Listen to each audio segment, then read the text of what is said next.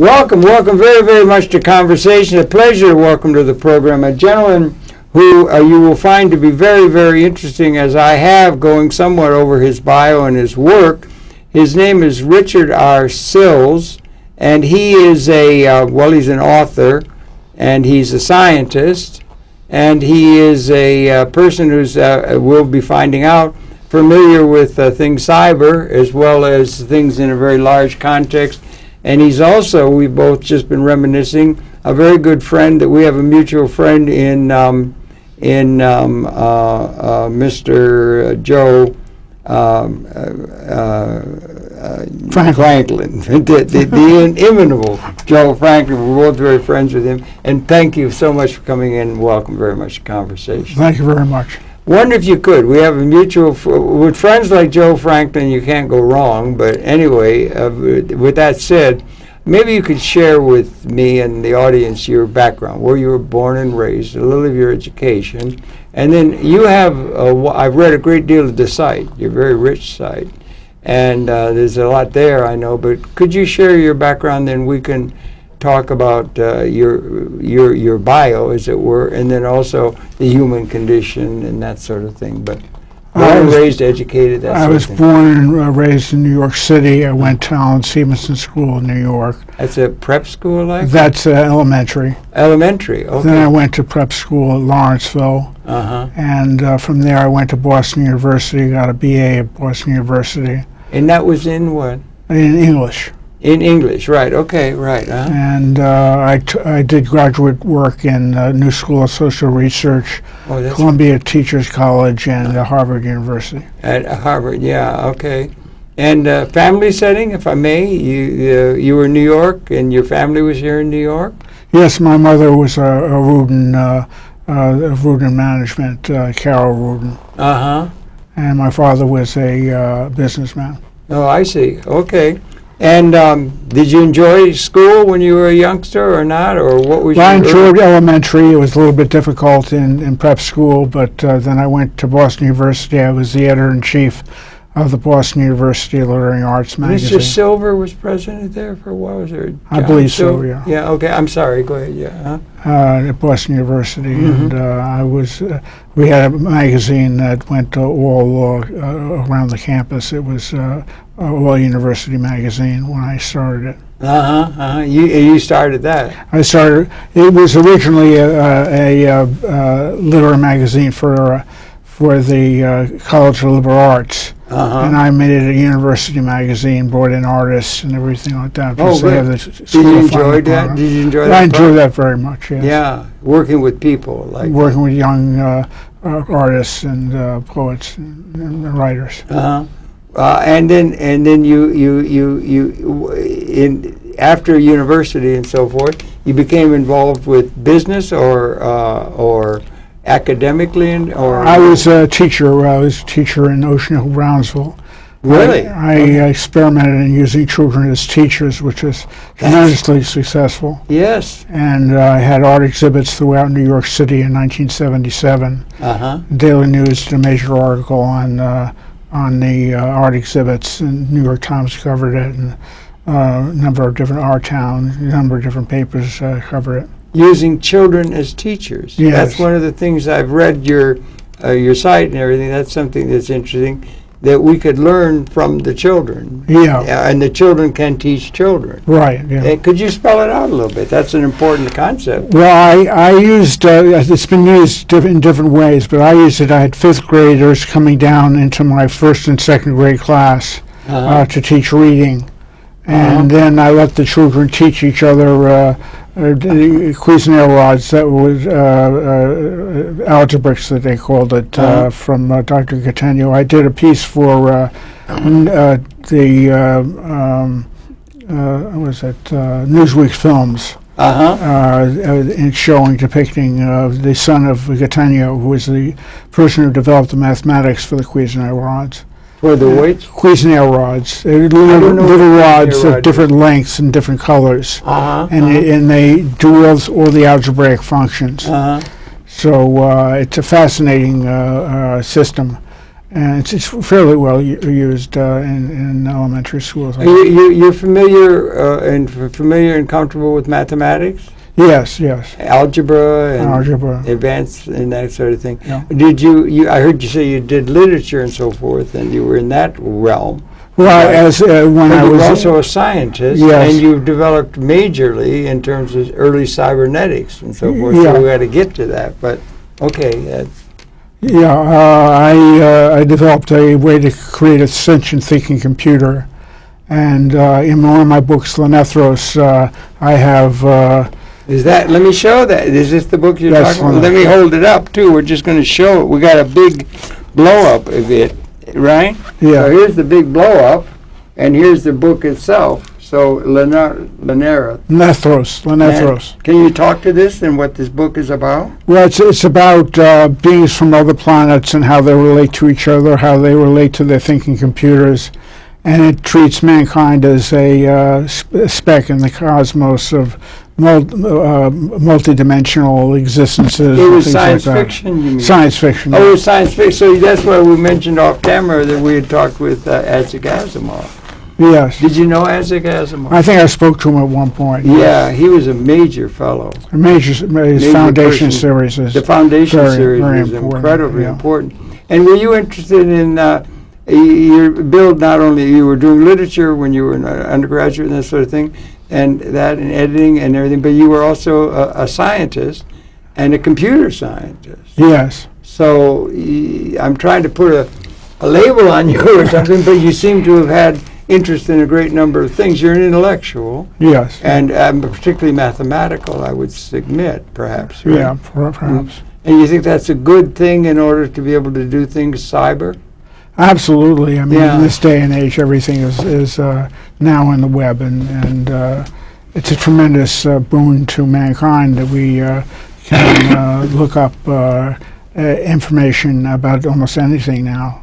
It's And amazing. It's amazing, yes. Did you see it coming when you were a young man? Could you see that the exponential development, it had to go exponential after having been relatively flat from Turing and Babbage and so forth, and it was really totally flat, and then it just went hyperbolic, and now it's going exponential. Could you see that when you were a young man and so forth? I'm just wondering. Well, I think I was inspired by 201: A Space Odyssey. Oh yeah, I guess we Remember all that? were. weren't we? Yeah. And so I got the idea of thinking computers from this Space Odyssey, and I started writing Lenethros in the I guess in the early 70s, Uh-huh. and it's a very humorous book. It's Oh, it's delightful. humor. You're a humorist as I'm a well. humorist, That's yes. right. That's right. You wear many hats, sir. Yes, that's very good. Yeah, that's good. That's good to have that. You wouldn't have been at Woodstock, I suppose.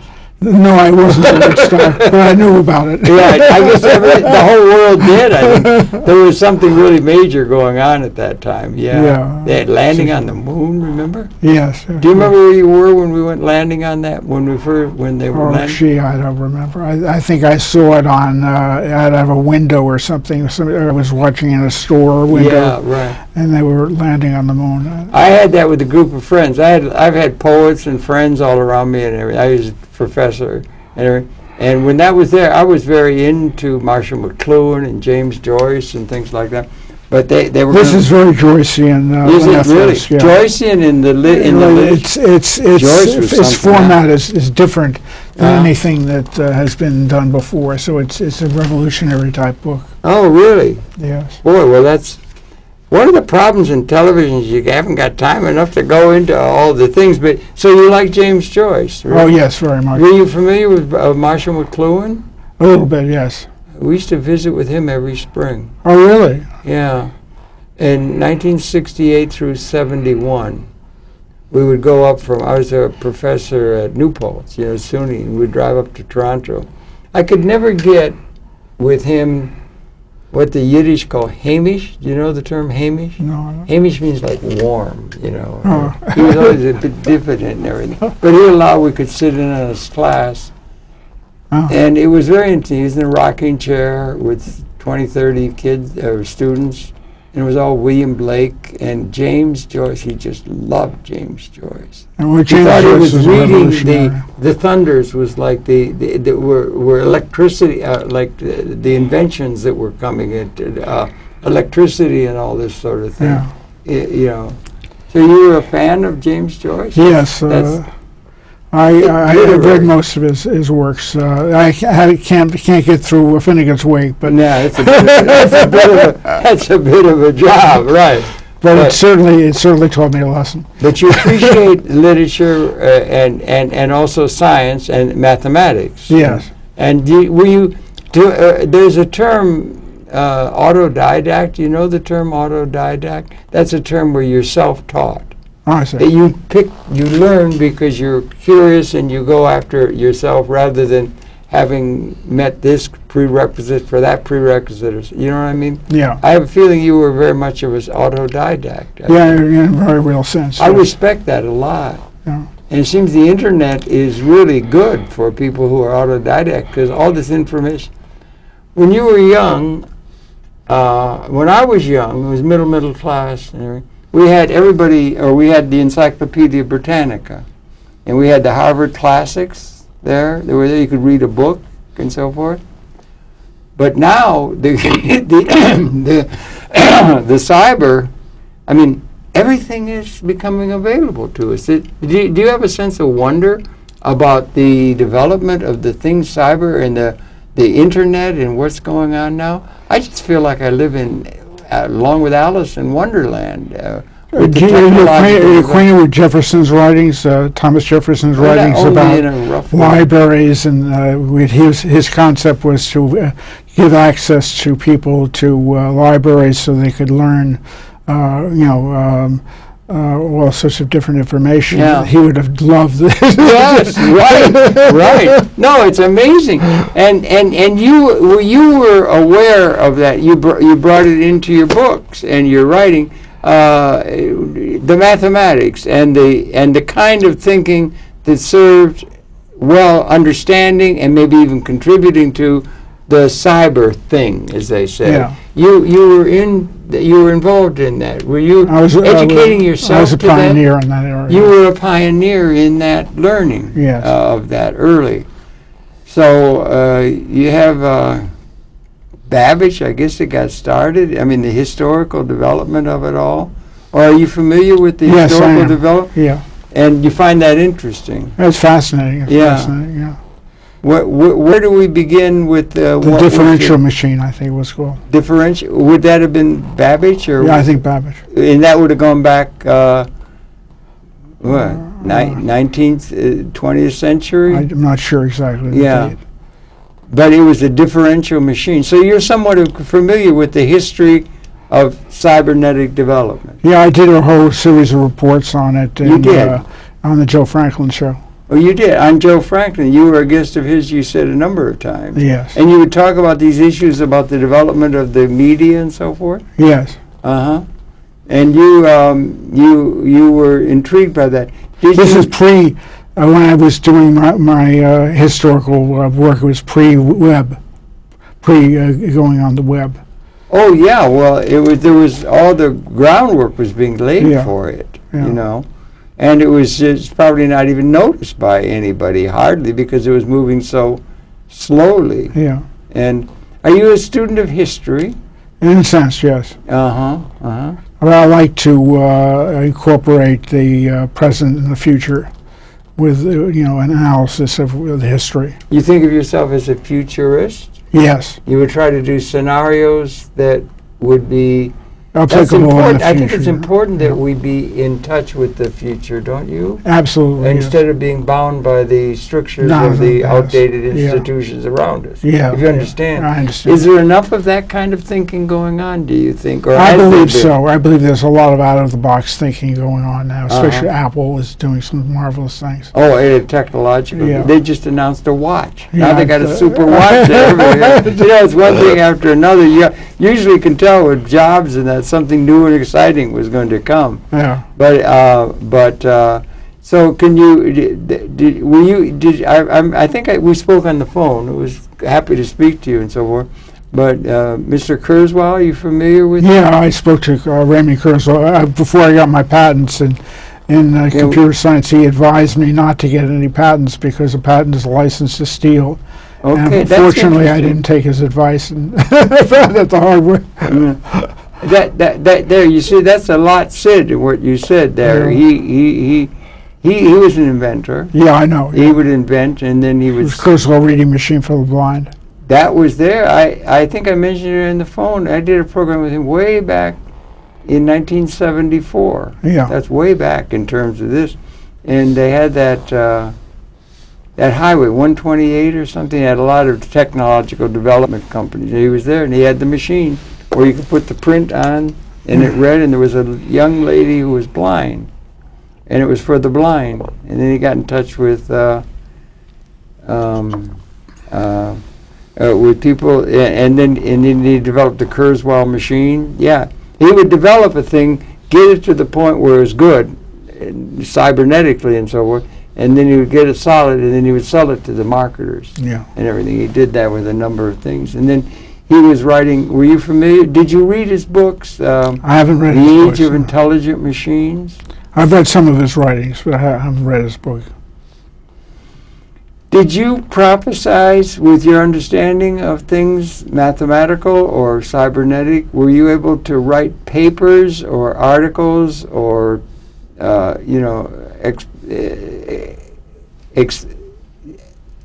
talking about the coming future so that you could trust algorithm or test algorithmic understanding of developments and so forth, or the mathematics of it all, and that you predicted what was coming, say, 15, 20, 30, 40, 50 years out from when you were thinking? Just in my books, In your books. Yeah. The books that would deal with that. What books are you talking about? Well, Lunathros and Antivian. Now, this was a science fiction. Yes, And is this, now there's another one. This one is called Antivian. Let's show the big card on that one too. Here, we've got these. I'm very happy you did. Here we go again. Two major books. They're all and this is Antivian. Antivian. As in television. Yes. Yes, right, you are. Now, talk about this book.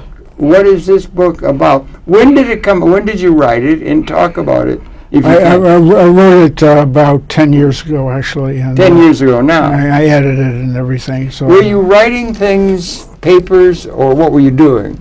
Let's say I was I 30 years wrote a ago. series of articles for the Murray Hill News called Okay. to Make a Better World. Okay, that's good. So that was about politics, and it was about how the world could be better. And it was during the time of Reagan. And I'm the founding sponsor of the Presidential Learning Center, the Walter and Lenore Presidential I Learning see. Center at the Reagan Library and I Museum. see. Were you a friend of Ronald Reagan, or were you associated? I was in the clubs, in various Republican clubs, Republican Task Force, the Senatorial Trust, different clubs, Republicans supporting President Reagan. Yeah, I see.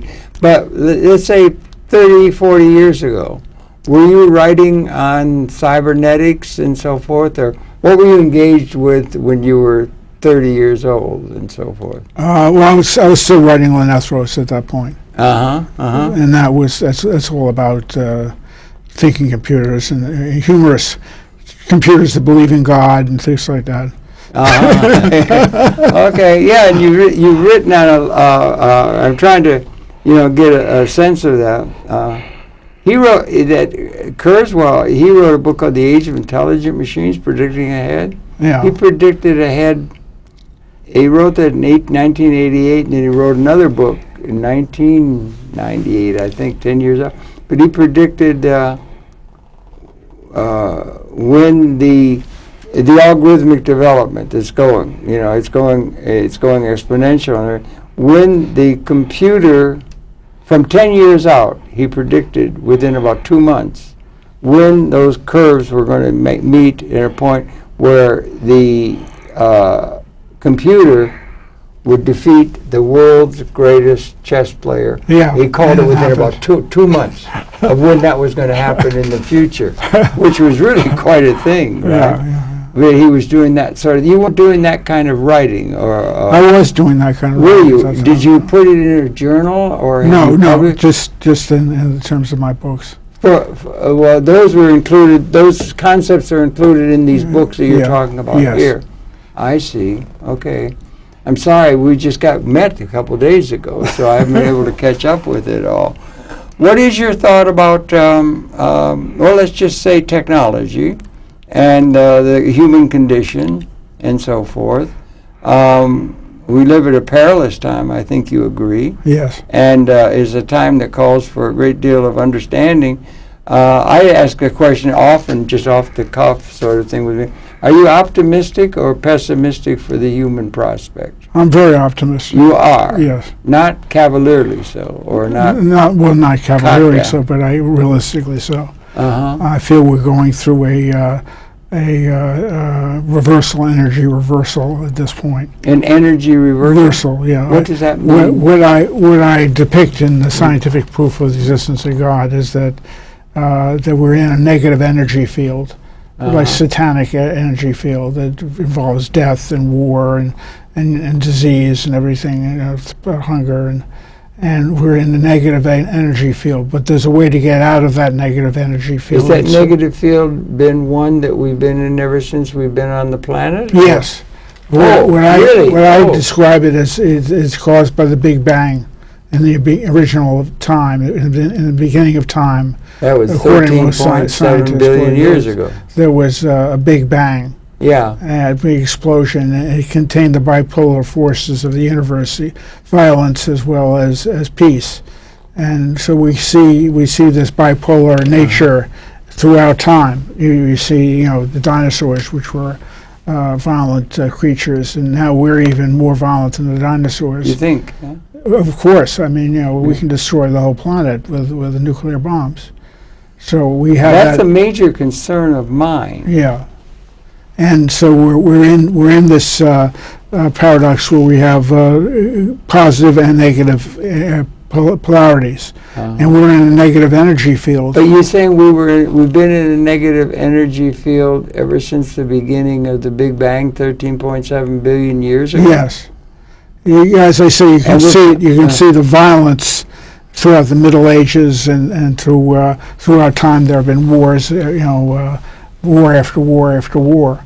Yeah. And you see this violent energy, this violent negative energy, having its influence on mankind. Do you think well, there was a time before there was mankind. I mean, there were creatures and so forth. There was evolution itself. That's what I was violent. talking. That's what I was talking about. The violence of the dinosaurs. Yeah, the violence of the evolutionary process. They Yeah. got it. They get it down to where survival of the fittest. Yes. Whoever's got the biggest claw can win.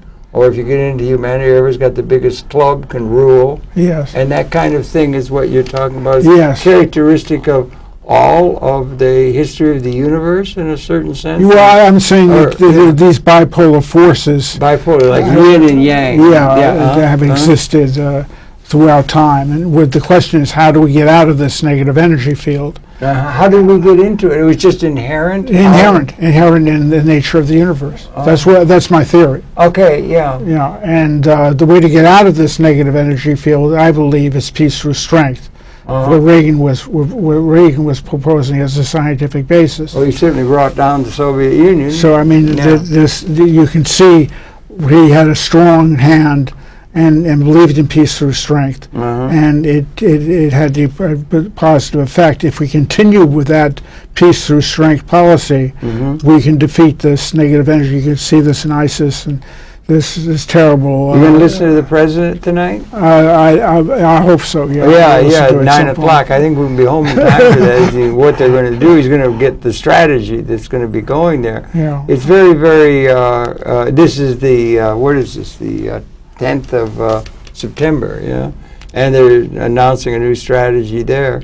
That has been a source of real conflict. And peace through strength is the way to go in terms of I believe so, yes. the forces of To liberation, deal with these negative energies. deal with the negative energy. How do we identify the negative energy? Well, you can see One it. person's negative energy is another person's positive energy in the way Well, I people think. define it as, Yes, sir. the kind of attitude that is expressed in these Al-Qaeda and ISIL. And you go back in time and you see that there were, during the Middle Ages, there were dungeons and they had torture, and you had, of course, the killing of the Jews and all this torture and all this negative. I call that negative. Yeah. That I define as negative. Well, you could have it death and living, or death and life. Yes. Or yeah, that kind of a thing. Yeah. So I'm defining us as being in a negative energy field caused by this initial Big Bang that had the bipolar forces of the universe involved in it. I'm trying to say, wouldn't it be, if I may, I appreciate the idea, and it's certainly an interesting one, but I mean, you say bipolar, or you say so that it would be not only the negative, but also the positive aspects of evolution or development of events in the universe. So you say it's evil, there is evil, or we could say, I ask you positive, negative. We have the ability now, let's say we're talking in the year 2014, we have the ability now, and you use the expression with the weapons that develop. That's an extension of the club that was used by primitive mankind. Right. Yeah. And whoever had the club hit the other on the head and conquered them. Right. Yeah. I think the first law of international law is the right of conquest, that they would conquer someone, and then they would set up a system. They would set up by strength. It's called real politic. Whoever's got the weapon system to overcome the other can set up a system and then become an established political legitimacy, or called political legitimacy. So it's called realpolitik, and it's just based on, and it still continues. It's a matter of who's got the strength. Now, and I'm just trying to ruminate here a little bit. Strength, peace through strength, is a thought you brought up and everything. So that the people who have the people who have the strength have the truth now, or did Nazi Germany have a sense of truth at the time when they were following Hitler and so forth, thinking they had the truth because they had the weapon systems with the Luftwaffe at times? And Well, it's an interesting how do discussion. we define good and evil and all that kind of stuff? No, I'm not saying that strength alone determines good or evil. Well, strength, there's soft power also. Mr. Nye up in Harvard. Love is the greatest power, I believe. Okay, that's an interesting concept, isn't it? That's one that all of our sages have told us. So when you say peace through strength, you're saying peace through love. Through love. Okay, well that would be what our major sages have said. And Tibian, the poster you hold up, is all about heaven and what it's like in heaven, and I don't know where you put it. Yeah, it's over here. Yeah, right.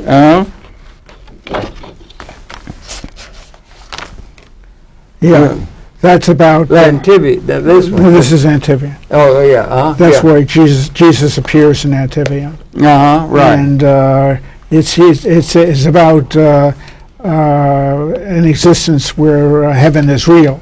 And so it discusses the relationship of the beings in my books to heaven and to God, and so it's a carry on that the thinking computers are a part of God in the structure of a new structure of the universe in a positive area of the universe. So you have a positive course that you would encourage for all of humanity. Yes, which and is you love. think we're at a time of qualitative promise and also peril. Yes. At the time in which you and I sit and talk. Yes, right? I agree with that completely. I think that's absolutely the truth. In a unique way.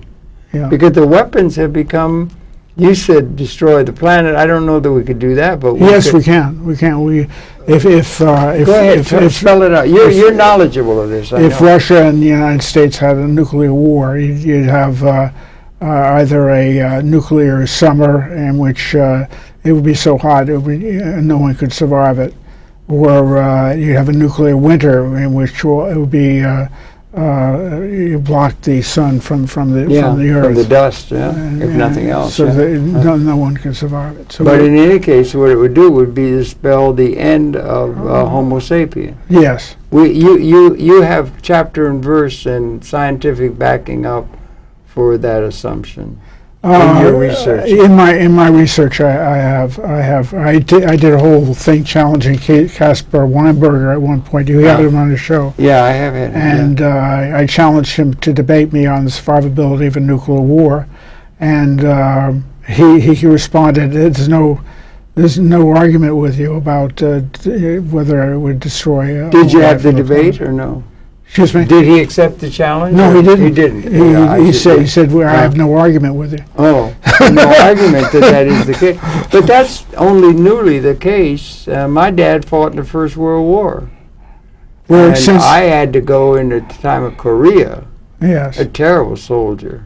But Yeah. I mean, I wasn't good at following orders. I used to try and explain. I was an enlisted man. I'd try to explain to the sergeants we could do things democratically. They didn't want to hear. They didn't want to hear that. I tried, I had but the army. but I mean, no. But we've been impotent at the level. That's saying that in a certain sense, term I use is species lethality. The weapon systems are species lethal for the Homo sapien species. They never have been until our lifetime. No, I mean, we could kill each other, kill the tribe in the other valley, and we've been doing that with alarming regularity throughout all of what we call human history. And the king in the castle had all kinds of, but we were limited in the destructiveness of the weapons until probably around 1970. Well, I would say earlier than that. Earlier. When do you think we crossed that monumental Promethean line where the weapons were actually... Well, it was 1945 was the first nuclear... Yeah, but maybe 20 years later. Well, that's 1969, 1965, 65, 67, Yeah. around 70. Maybe, yeah. Yeah, that Woodstock we were talking. You sure you weren't at Woodstock? Sure as I can be. Maybe in spirit. But what a monumental... No, in spirit I was. Because it is a spirit of liberation. You're certainly in favor of that. Yeah. You would have been in favor of peace, love, and that kind of thing. Yeah. And in that spirit, but so on the yin yang or the dialectic of reality. If you got a thing that's that destructive, then that's the extended consciousness of humanity. It's the technology's extend. We're pretty unique at that compared to the other creatures, don't you think? Yes, absolutely. Yeah, and so I mean, you haven't had any monkeys developing nuclear bombs. No, they haven't. In fact, I think we were probably eaten with alarming regularity by leopards that could run faster than us on the Serengeti Plain a couple 100,000 years ago. Yeah. I think, don't you know? But anyway, but there would be equally in universe or in terms of love. The thing you were talking about, love and God. That was, Yes. Yeah, I read a lot of your pieces that you have in your website, which I recommend very much. They're very thoughtful and so forth. But you have so you have the destructive capability might have an equally significant existent capability to, in a certain sense, liberate the entire Homo sapiens species. Yeah. In a way that's equally new as is the destructive capability that was evolving, because it would have to do with the technology, and that which is leading toward the liberation are those things you were interested in thinking machines and so forth. Yes. And so you were at a time where we can liberate the entire Homo sapiens species from James Joyce's line. He said, he had Daedalus say, history is a nightmare, one could add, of injustice for the vast, from which we're attempting to awaken.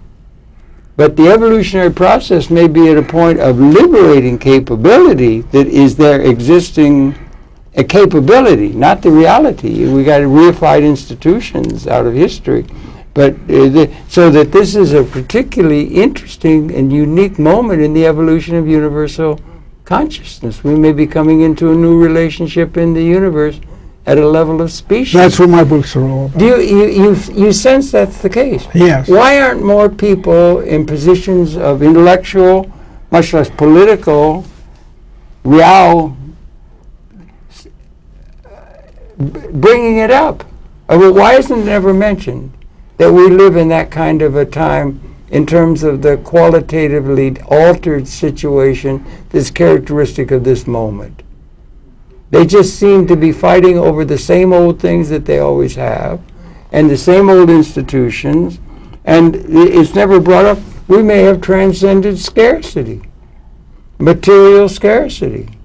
Can you understand? Yeah. On the positive side, do you think it's possible there will ever be a moment when it's not zero sum? For one to win, somebody else has to lose?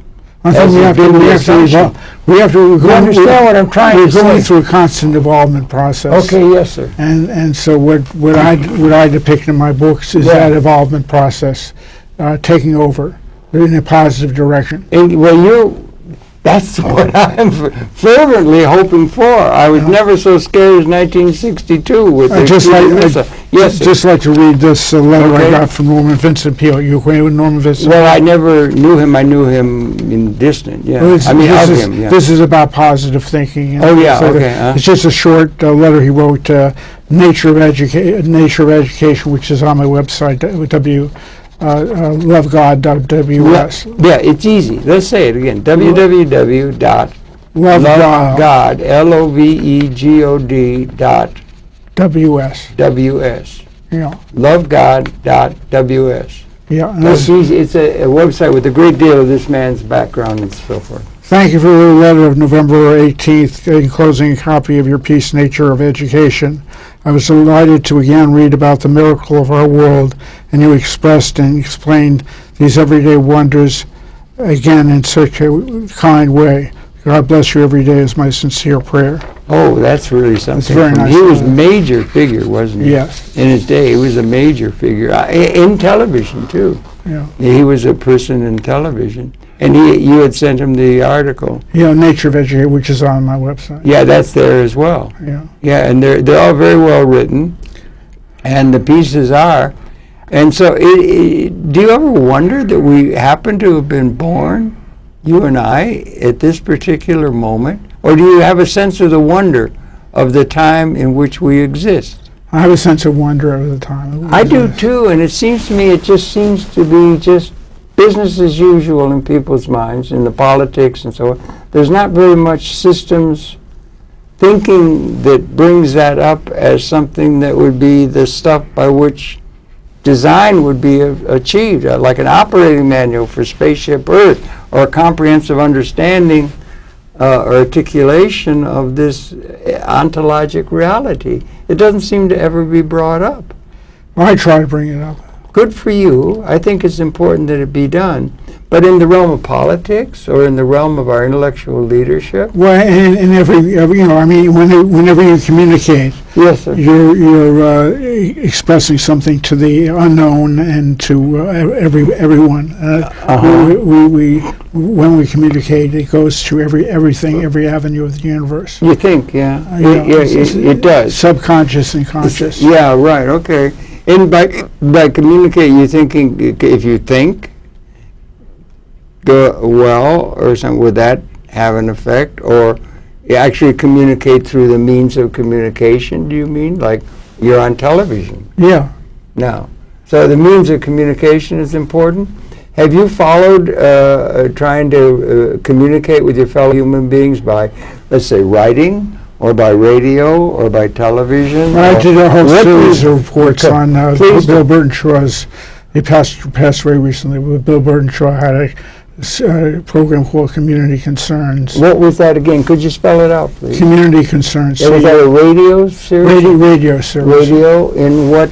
WOR. WOR. Okay, yeah. And Perspective on the News. And I was a regular person on the show, so I've done some communication, but nothing compared to the type of communication I was doing when I was had the children's art exhibits around New York City. Okay, talk about that, could you please? Yeah, I You had. think you were really communicating importantly then Yes. with the children's art? Yeah, with the children's And you got art. this idea of children as teachers. Yes. What a great idea. Spell it out if you could. Well, it's become more of a frequent now. It's becoming regular use. Children as teachers, but I was one of the early pioneers in this, as well as Gatenio that I mentioned before.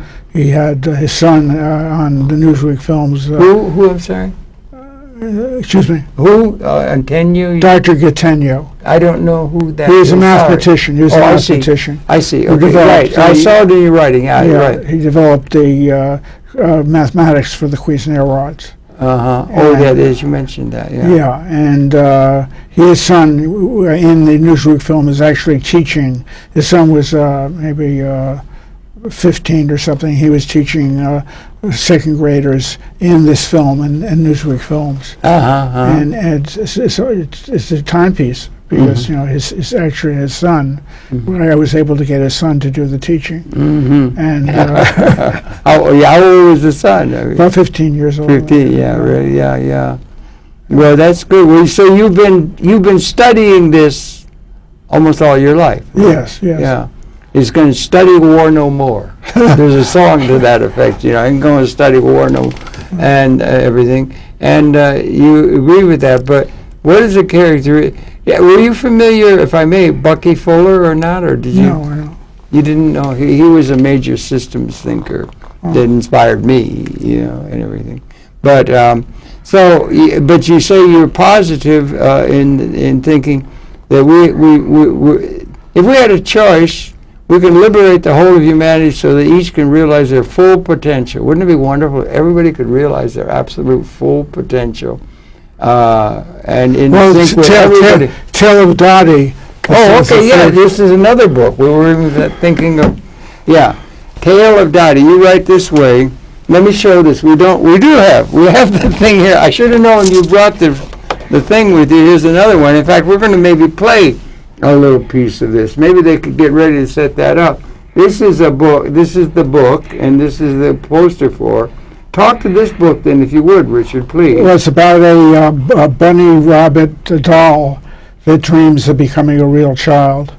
And so if we can play the beginning of it, you get a gist of what it's like. All right. Well, then maybe we can. It's just, what it is just an audio. Yeah. It's an audio. So we'll pay 2 or 3 minutes or something Sure, of that. just a little They can bit. run that, and then we'll just be maybe a couple comments, but let it run and everything to give a taste of it. And it's from this book, The Tale of Dottie. Yeah, and the illustrations are beautiful. I'll go through Yeah. the illustrations. Go ahead, when you can, try to run that DVD. The Tale of Dottie Okay, by here Richard we go. Seals, a Wamperdamp Land book. To Betty Julia, with special thanks to Day Simpson. All right, let me- Once upon a time, in the way willow of Wamperdamp Land, there was a little bunny doll with angel wings. Her name was Dottie, and she dreamed of becoming a little girl. Her fairy godmother, Dodie, came to her one day and said to her, "Dottie dear, if you want to be a little girl and to be alive, it can be, but you must follow my words very carefully. There are tasks that you must perform, there are things that you must do, and challenges that you must face in your quest. And in time you will see everything will work out perfectly. You will be the little girl of your dreams, and I see a little boy whom you will meet and marry if you are good and do the things that you should do. For time is like an arrow with no end. It points to where the future is, and then it bends upon itself and begins again. You are now a doll, but yours will be a life of future nobility, for all your dreams will come true. Dream and dream anew, a new beginning for you to start again, when rebirth breathes life into your limbs and a loving, lovely wind sends you into your future with such joy, like a child with a marvelous toy, as a kite in the wind. Now go to the river that never ends and find the good witch Goody, who lives by the big oak tree, and the bird of paradise who sings so prettily that the animals dance for joy, and all the girls and boys dance too. It is not difficult to find her. I'm sure in your imagination you can see her with no difficulty. She is tall, she is stout, she wears a wig of golden hair. She wanders here and there and all about. Just think of a lovely rhyme and tap your heels 3 times upon the ground, and she will be seen. Beautiful. Remember, the big oak tree so Okay, large. well, that's Now go in your dreams as you find. they were beautiful. That's beautiful. That's really lovely. I can see Joyce, and everything. And you're talking about visualizing that transformation that we're talking about for everybody. Yes, yes. That we may be at a time where that's possible. We're at a time where it's Rebirth, possible to rebirth. destroy evolution of this species. We've been here 200,000 years, apparently, they tell us. And we're at a time where we can, for the first time, we've got the ability to stop our species' existence in universe. On the other hand, we have the ability to allow everybody to realize their full potential because of the technological extensions of capability to where there's more haves and have-nots in the collective whole, blowing in the wind future, and that would be like transcending material scarcity, Yeah. not zero sum. For one to win, somebody has to lose, that kind of. So a liberation moment in terms of evolution Yeah. might be at hand in our lifetime. Maybe, yes. How could it be that we were born to be in such a magic, transformative moment in all of human history? Well, let's hope and pray that occurs. Well, that the latter occurs, not the future. The 99.9%, I think, of all species that have ever existed have gone extinct. Yeah. How can you be sure that we weren't meant to just entropy or go extinct? I'm saying these are things you contemplate and are very much in a moralistic way motivated by. Well, I you know what I'm saying? I'm awed by the fact that there's a God, there's a higher intelligence in the universe. Yeah, I have a hard time with that. Yeah, well, what I say in the scientific proof is if we're in a negative energy field, if we get to that point that we're existing in like a satanic negative energy field where there's death, there's violence, There's a lot of death and violence. Sickness, Yeah. starvation. We're in a negative energy field, Wow. and if we curb this negative energy field through peace, through strength, if we curve it to a positive, taking this negative energy and bringing it into a positive, like a wind tunnel effect, for changing the direction of the wind from down to up. Yeah. And let the positive take over, let God take over. So we're in a satanic energy field. Well, what I say is that it's the law of opposites. In the law of opposites, everything has its opposite. Yeah, well, like yin and yang. Right. Yeah, in the East, yeah. Right. So, but if there's atmosphere, there's no atmosphere. There's space. Yeah. If there's right, there's wrong. If there's everything has an opposite. Male, female, east. If there is no God in this existence, this satanic energy field, that the opposite is that there is a God in a positive energy field. Well, did the energy fields coexist at the same time At throughout this evolution? point, yes. No, throughout the whole evolutionary process. Absolutely. It's always been there. There's, light, That's why danger. Jesus is a symbol of love. Yeah. Of All of our great spiritual leaders were. Right. Widely ignored by the political class du jour often, right? Mr. Hitler didn't pay a lot of attention, or they would build up their... But in the United States, for instance, we believe in God, and the leaders believe in God. Well, it's a thing. I got one friend of mine... God we trust. I mean, that's on the note. That's on the Federal Reserve note, yeah. They just had a little thing on television for Santa Claus, and he said, there's the thing, it's a new play on Santa Claus, or the Macy's thing, the Christmas Carol. Not the Christmas Carol, the one that's made popular. But they got a new one there, and they had they were proving Santa Claus exists, and it says, "If God we trust." But all others pay cash. I don't know. But the conundrums are there. Yeah. I'm not so sure. You say we live in I'm a little bit hard to know. You're trying to say the reality is evil? Yes. The reality exists as evil, but the reality also contains, it's a reality that we've inherited out of our whole historical experience. There's been evil and there's been good, Yeah. you know. So it's not as though the whole of the world and the whole of the universe is evil at the moment. No. I don't quite understand. Yeah, I see them both coexisting But at the level of capability. we're in a negative energy field here. What does that mean exactly? Well, it means to your way of thinking? It's to my concept sir. of Yes, is that these positive and negative forces. If you look at the structure of again science, Yeah. magnetism has polarity, Yes. the north and the south. Right. The atomic structure has polarity, the proton and the neutron, We're coming to understand the, it more. Yeah. and the negative energy in the structure of the atom. Yeah. So you have negative and positive. We didn't know that until 1905. Yeah. I mean, we had to come up the track of learning. We thought we were the center of the universe for a long time until Galileo. It's a learning process. But you use the term peace through strength. Yeah. Could you lay that out? What do you mean? Some people could say whoever's got the biggest love, love is the ideal. Love is the ideal. So I Okay. mean, peace is the ideal. Okay. And the way to achieve peace is through having a strong moral compass. Well, okay. So that's what I'm talking about. Yeah, how strength. do you avoid the pitfalls of a true believer? Everybody who went to war practically had a belt that said, God mit uns. Everybody thought God was on their side. Well, God is about You know what I'm love. saying? Yes, but God is about love. Well, your God is... John, Yeah. in the definition of God, he says Yeah. God is love. Yeah, okay. So that's the definition that I'm applying. Well, we're implying to That that. God is love. Now, Uh-huh. those who believe in violence and Yeah. satanic, I would call that satanic, violence and destruction.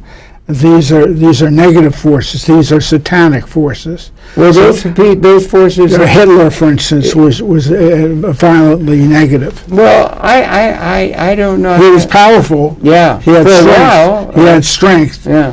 But Through strength, God made uns. They sit on their belt. But And the believed it. he believed in God. But I'm trying to say that the God that he was believing was Satan. Well, This negative thing. I mean, what he was doing was wrong. I mean, there's a difference between right and wrong. Okay, yeah. And what he was How do we doing. discern that? Well, if you torture people, if you We've done it. The United States has done it. that was wrong. It was wrong. Yeah. How do we make up for wrongs? We dropped atomic bombs. We've done a lot of things. We decimated Vietnam, and that was done through strength. They were trying to get more B-52 bombs. I understand your argument. I understand your argument, but I'm saying I know it's more subtle. We're in an evolutionary. Thank you. I agree completely. We're in an evolutionary time, Yeah. and as we evolve, if we evolve toward peace, love, rather than using force, then that peace will take over. You got me, pal. I couldn't agree with you more. I think that's what we're trying to get to, and one that is inclusive of everybody in a way that they haven't been able to be included. That's what we have to evolve. We have to Did I evolve. say this We have to- to change the negative into a positive. Yeah, and that there's a capability for doing that. And there's that a has capability. that has Okay. not been there, both for the destruction and for the liberation, that has not been there historically any time but now. Yeah. There were always limitations. There were limitations. There was not enough. So people fought because there was not enough. There had to be insecurity for some to be secure.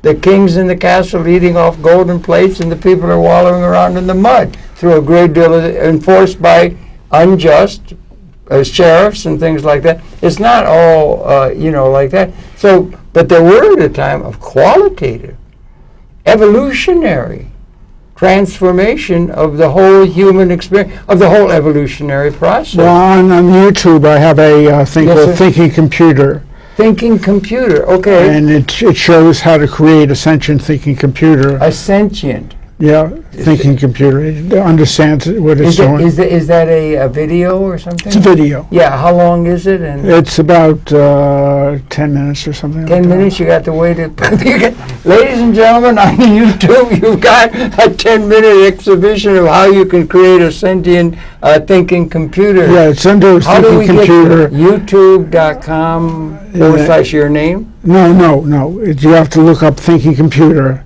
Thinking computer. The Shellon, THESHELYN. Sheldon. Shellon, SHELYN. She's the person who put the tape on the So you go CD. YouTube.com, Sheldon. The Shellon. Shell. The THE. T-H-E, Sheldon. Shellon, SHELYN. S-H-E-L-Y-N. Yeah, it's under Look it up. Thinking Computer. Look it up. There would be that kind of thing we need. So first you type in Thinking Computer. Uh-huh. Then it shows different types of thinking computers that the people are I'll calling go back thinking to computers. Babbage and all that And stuff. then mine is Thinking Computer the Shellon. I see. And you've been interested in that from a very early Well, time. that's where Lynette And was. this is what has motivated your life. Yes. And I can't think of a better way for a life to be motivated than trying to understand this conundrum and to bring it to the attention of people that we live in a quite unique moment in the evolution of consciousness. This is an in important humans. program that you're saying that. Pardon? It's an important program. Well, I'm that you saying are you're saying that. We're in agreement, sir. We ought to get the word out, and I'm glad that we're able to do it. Maybe you ought to become a producer over here at M&M, set up a program, or something like that. All But right. anyway, it's Joe Franklin who got us together, and I thank Joe very much from the bottom of my heart for putting me in touch with you. It's a great pleasure. And I My thank pleasure. you for a very, very well-intentioned and important, morally based life that you selected to follow. And I think it's really, really important work, and there ought to be more people that are getting into that vineyard and that way of thinking, I say. And I thank you very much for all that very well-led life. Well, thank you very It much. continues. Thank and you. I'm happy of that. Okay? So it's, but it's, that's the way, I would want to put you in touch with this fellow Fuller. I don't know, you're not full of James Joyce Fuller. I mean, you're not full of James Joyce. Buckminster Fuller. I think you'd find him very, very interesting. Yeah. In fact, I'm going to air a program on Friday this week. That's the day after tomorrow in terms of, as we're taping. But where I got that, I maybe send you something. Well, we should be in touch, okay? Yes, of You got course. to come over and meet the dog. We have a new dog that you would really like and everything like that, okay? And we thank Joe Franklin once again for having brought us together, and I really thank you once again for such a very, very well-led life. Let's by all means stay in touch, okay? Thank you very much. I One more appreciate time. it. Thank you, sir, very, very much. Thank you. Thank you for viewing. We're coming back again tomorrow. That's it for now, but this is really interesting and important stuff that he's talking about, and it's this question that we all ought to be concerned with. Thanks again very much. Thank you. Until tomorrow.